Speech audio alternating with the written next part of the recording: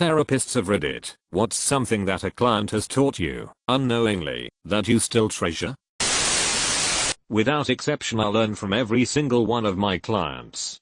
I've learned that 12-year-olds can think and talk with the wisdom of an 80-year-old, and you can be in your 60s and have lived with stunting trauma for decades. I've learned that life can beat someone every which way and give them the shittiest deck of cards, and they still find things that make them smile. By far though, the number one thing I've learned that clients across demographics including religion, nationality, age and gender desire is connection, which usually boils down to being seen, heard, validated and understood. It is a universal need and a want to feel connected. Yes, even you, self-proclaimed ultra-introvert who never needed nobody. In general, that humans can experience an incredible amount of trauma, loss, overall suffering, and not only continue to exist, but continue to find meaning and even contentment in their lives. It's helped me to reframe my own trauma in a more helpful way, and also made me less fearful of what my future may hold, recognizing that we can tolerate much more than we think we can.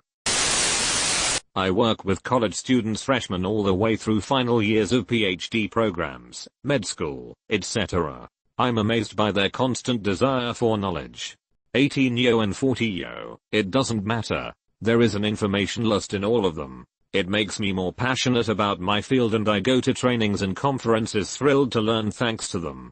It's incredible. The difference in my mental state from working outpatient to working exclusively with the student population is amazing. They've saved my career.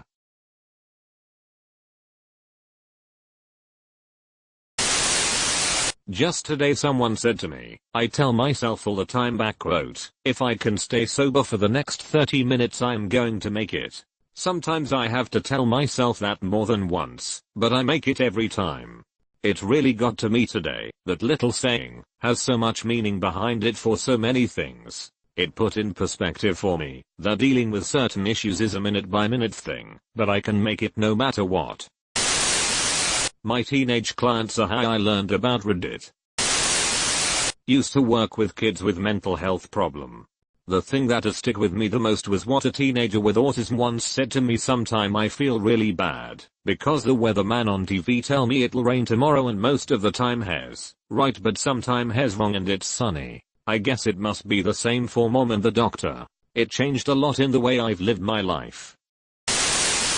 A client of mine with autism recently told me that he is only certain that he's correctly interpreting the actions of others about 25% of the time. I told him the only difference between him and anyone else is that he's mastered self-awareness. So many things that isn't even funny. I get to learn about professions and hobbies that I have zero knowledge about or desire to do, but I like knowing. Beyond being taught something, two things that clients have told me have made me feel so good and have stayed with me. So, I use acceptance and commitment therapy as my approach. It is an approach that I use in my life, so I will use examples of how I use it to help guide clients. I was giving an example of getting caught up in thoughts while on a walk on the weekend. Specifically thoughts about how this very client was doing, because she and I had practiced a very difficult script for her to set some boundaries. I was getting swept away and wasn't present on my walk, so I dropped anchor and got in the present. That client said that knowing that I think about her and her well-being outside of session made her feel so special and cared for.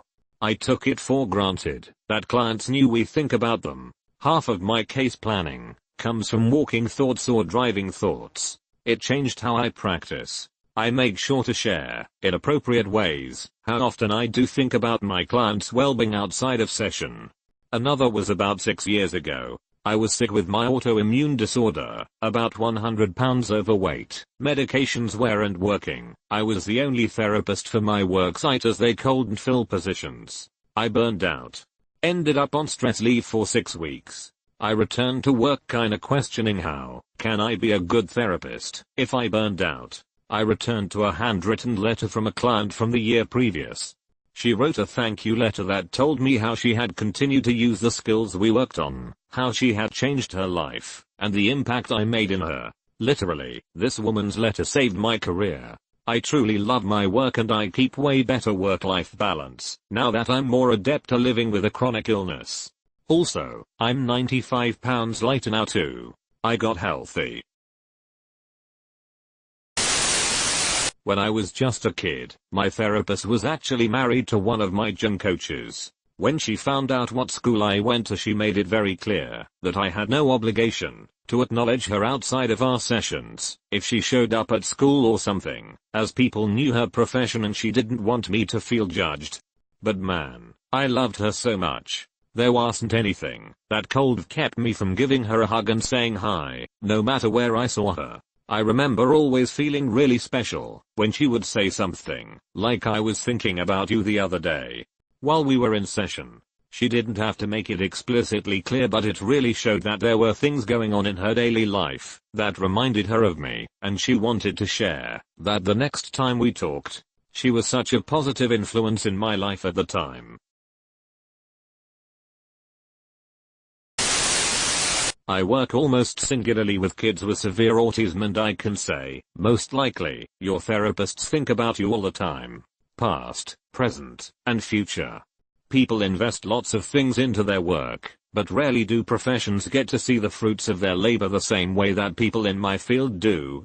My favorite aspect of my job is seeing parents' reactions to hearing their kids say mommy or daddy for the first time. Hearing kids who only make one, two, a few syllables or even no sounds use a 3-word sentence for the first time after years of practice. Seeing kids out in public, only to be approached by them, and being called by name, when they previously needed flashcards and weeks of work, just to put a name to their parents' and siblings' faces. Those are the things I cling to during the rough potty training sessions, the violent outbursts over not giving them a third pack of gummies and stuff like that. We, or I and my colleagues at least, think about all of our clients all the time. The progress we made, the progress we hope they've made, and the things they may still struggle with. Every single one of them is special to me, because I made myself part of the foundation of their life, and the same is likely true of your therapist as well, whether it be in ABBA like I am, or any number of other fields. And yes, I know a whole hell of a lot about vending machines, weather patterns, and way too many versions of the Finger family, Johnny, and Baby Shark. Speech therapist, so not a psych, but did learn sometimes the things that worry you as a therapist. Don't worry the client, and if they're not worried you shouldn't be worried, because you're there to help them, not impose on them. I had a client who was diagnosed with anxiety and depression. He is 15, and refused to take medication for it. His grandmother came to stay with him from India, and together they began meditating. My first session with him was 2 weeks after his grandmother came. He was in such a bad place. He wasn't eating, and was having panic attacks. He was adamant about not taking medicine despite his bad state. I helped him a little through CBT, but it was the meditation that was helping him. Over the next 6 weeks that I worked with him, it was amazing to see this young man come back to life. He started to show interest in doing things again, and you could see the life return to his eyes. At the last few sessions he was laughing, and his mother was saying that she has not seen that side of him in over a year. I have heard about meditation helping people with depression and anxiety, but I was a skeptic. This client showed me just how powerful meditation is. How to let go, over and over again, of people I care about. So many years of intensely relating, and giving, and letting go.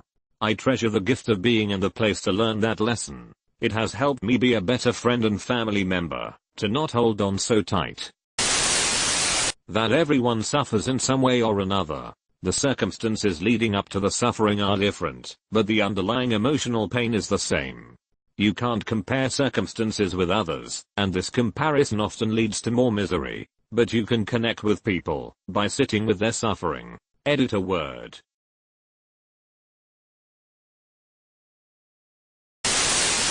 When talking about two people being in a relationship, a child I was working with described it as 1 + 1 = 2. Change the perspective of my other half, or looking at two people in a relationship as whole. I know use two distinct wholes, one person, who choose to come together as two. My folks with schizophrenia have taught me the power of truthful, compassionate response, a real speaking from the heart. Even if a person is psychotic, they know bullshit when they hear it, and they know if you don't care. Thank you for watching. Please consider giving this video a like, and remember to subscribe and hit that bell button, as we add new Reddit readouts every day. See you next time. Bye.